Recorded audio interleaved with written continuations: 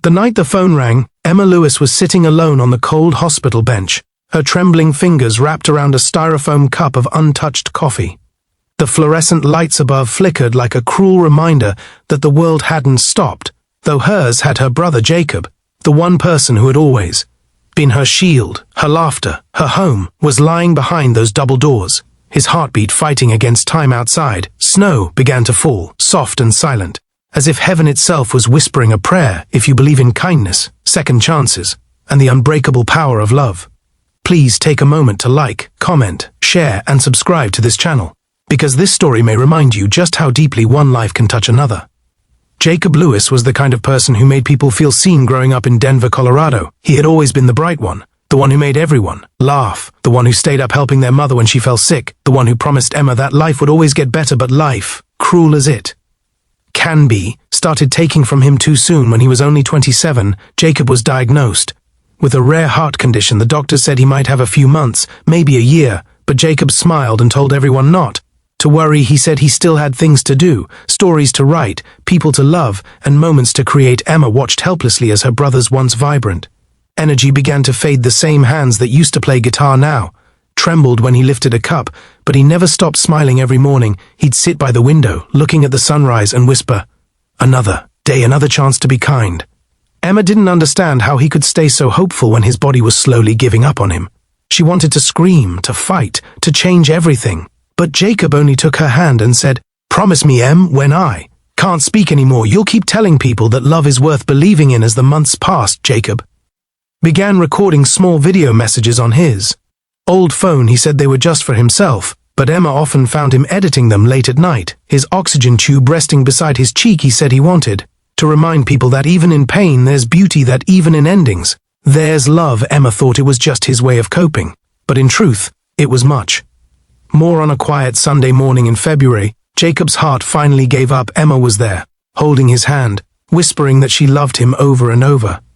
He tried to smile, his lips barely moving, and whispered, "Check my phone when you're ready." Those were his last words. The world became unbearably silent. For Emma, after that, the house they had shared felt empty. The music he loved became painful noise. Every corner reminded her of him, his laughter, his sketches, his silly dance moves in the kitchen. For weeks, she couldn't bring herself to touch his belongings. But one sleepless night, when the loneliness felt too heavy to bear, she picked up his phone. The screen lit up with his photo, that familiar smile frozen in time, and then she saw it, an unfinished video titled "To the World" from Jacob. Her heart pounded as she pressed play. The screen showed Jacob sitting in his room, sunlight on his face, his breathing slow but steady. He looked directly into the camera, his eyes shining with a strange calm. "If you're watching this," he began, "it means my story on this earth has ended. But don't be sad, please. I don't want my life to be remembered for how it ended. I want it to be remembered for how much I loved." He paused, coughing lightly, then continued, "I've seen so many people hurt each other, forget each other, and lose faith in love because of pain. But love isn't meant to be perfect. It's meant to be true. Every person you meet, every kindness you give, every time you forgive instead of hate, you're adding light to this world. I may be gone soon, but if this video finds its way out there, I want people to know love didn't die with me. It's still here, waiting for someone to believe in it again." Emma couldn't stop crying. His words were like sunlight breaking through storm clouds. She replayed the video again and again, feeling his presence in every syllable. Then something inside her shifted. She remembered his promise. Keep telling people that love is worth believing in. That night, she made a decision that would change everything. She uploaded Jacob's video to social media with the caption, "My brother's last message to the world, please listen." She thought only a few people would watch it, maybe his old friends, maybe a few kind strangers, but by morning, her phone was flooded with notifications. Thousands of comments poured in, people from all over the world sharing their own stories of loss, forgiveness, and rediscovered hope. Within days, the video had reached millions. News stations started calling, journalists wanted to know about the boy who reminded the world to love again. Emma was invited to speak on talk shows, but she always said the same thing: "This isn't my story, it's Jacob's gift to all of us." She watched as people began creating movements inspired by his words. Schools played his message during assemblies. Couples renewed their vows after watching it. Strangers started leaving notes of kindness in public places with the words for Jacob, "Believe in love." It was as if one man's final breath had breathed life back into the hearts of millions. Yet behind the fame and the viral attention, Emma still struggled. There were nights she cried herself to sleep, missing him so much that her chest ached. There were moments she wished she could call him and tell him how big his message had become, but every time she felt that grief, she'd watch the video again, and she'd hear his voice reminding her that love doesn't end. It transforms. Months passed, and Emma started a foundation in Jacob's name, the Believe Again project. It focused on spreading kindness and mental health awareness, providing support for families going through loss. She organized events across the country where people could share their stories of love, hope, and healing.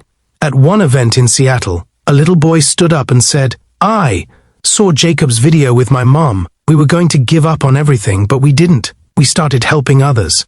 Thank you for your brother." Emma broke down, in tears, right there on stage. She realized then that Jacob's heart hadn't stopped. It was still beating, just through others now.